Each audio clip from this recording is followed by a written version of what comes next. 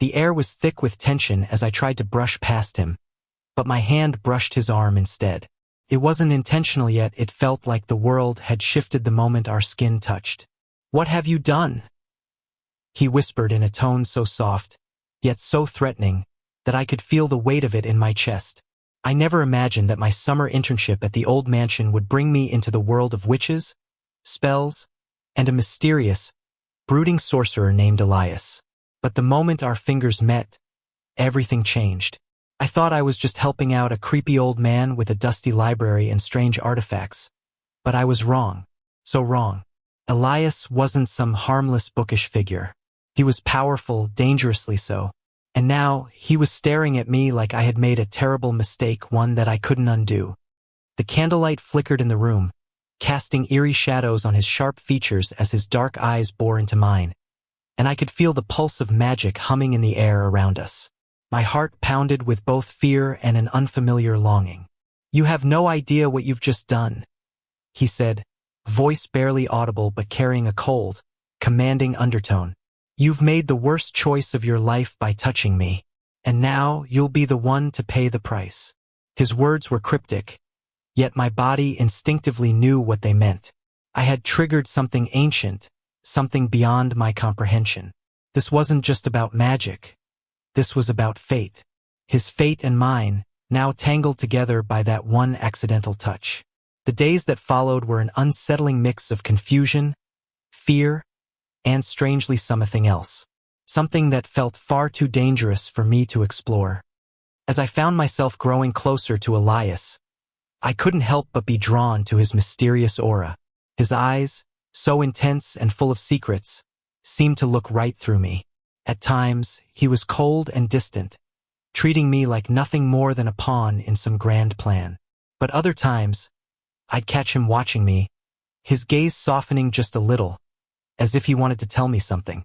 "I didn't ask for this," I finally found the courage to say one night, after he pulled me into his arms when I tried to walk away.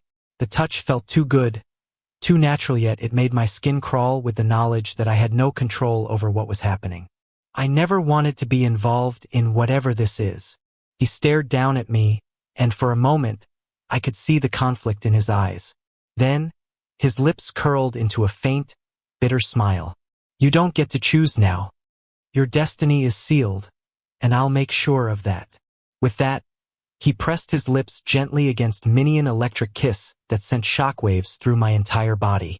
I didn't resist, not because I wanted him, but because it was as if my body had already accepted it. It felt like a part of me had been waiting for him, for this connection to happen. But it wasn't a simple kiss. No, this was something far deeper, something far more dangerous. Elias pulled away slowly, his breath hot against my ear as he whispered, "This is the first step. The ritual begins now. You're going to be mine, forever."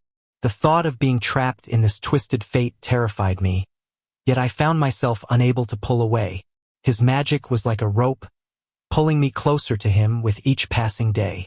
Despite my fear, despite the growing unease that something was off, I couldn't stop myself from wanting to know more, to understand the mysterious sorcerer who seemed to have woven me into his spell without my consent.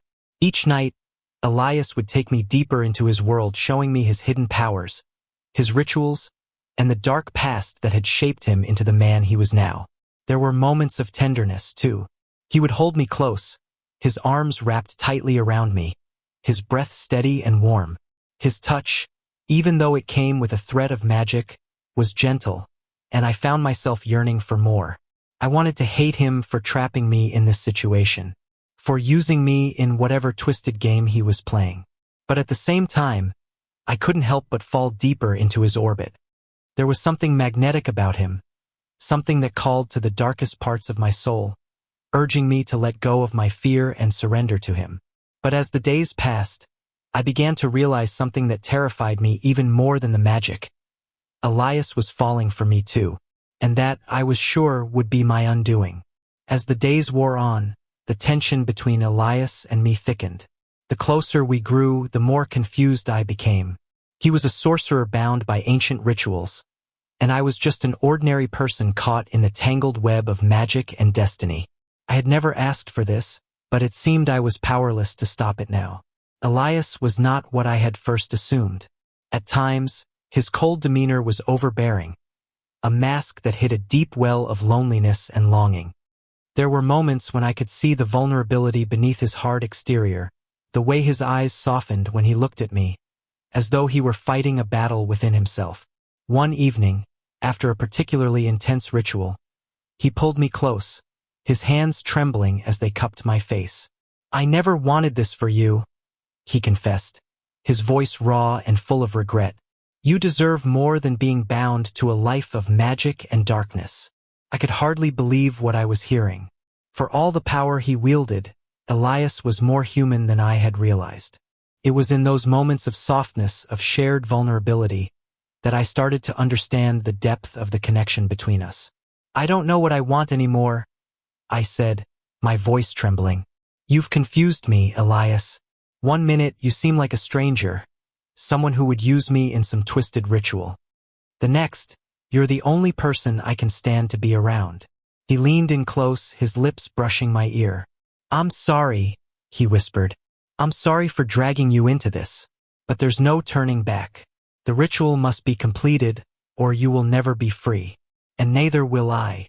I wanted to scream, to demand that he let me go. But deep down I knew he was right.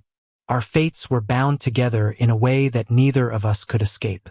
And as much as I feared it, a part of me didn't want to.